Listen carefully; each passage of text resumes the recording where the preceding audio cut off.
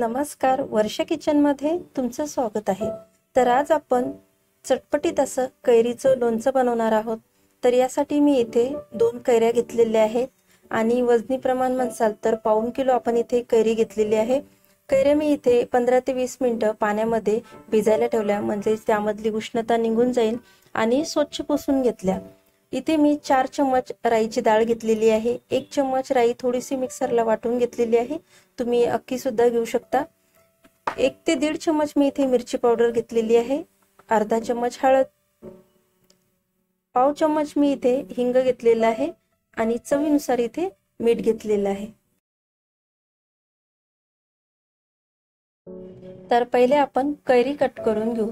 तर देठाचा भाग काढून घ्यायचा, कैरी कट करायची आणि त्याचे छोटे छोटे फोडी करून घ्यायच्या।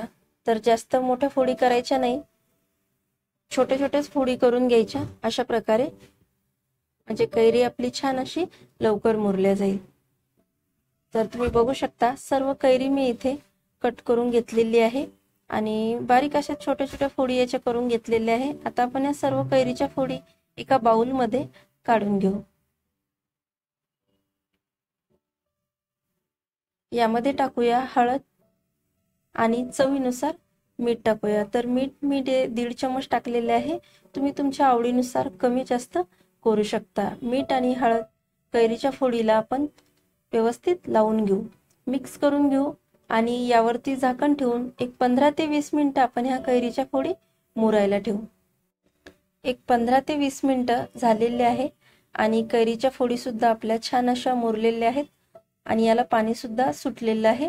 आता आपण हे साईडला ठेवू आणि फोडणी तयार करून घेऊ। तर फोडणी तयार करण्यासाठी कढईमध्ये 1 चम्मच तेल टाकू। तेल जास्त गरम करायचं नाही, हलकसं तेल गरम करून घ्यायचं।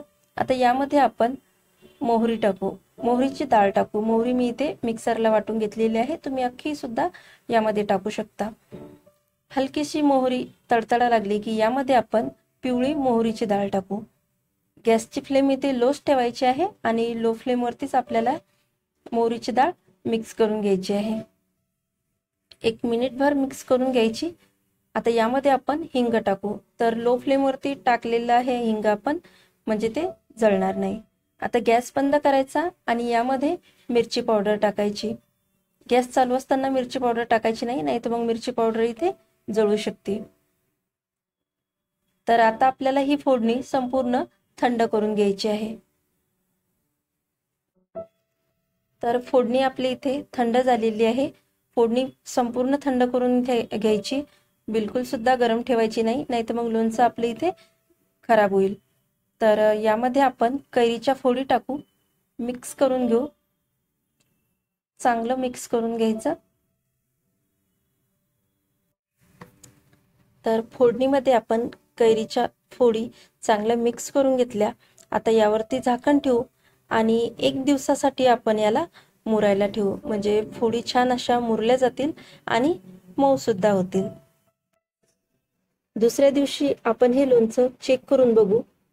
तर तुम्ही बघू शकता छान असं चटपटीत ताज्या कैरीचं लोणचं आपण इथे तयार केलेलं आहे आणि छान असं हे लोणचं मुरलेलं सुद्धा आहे।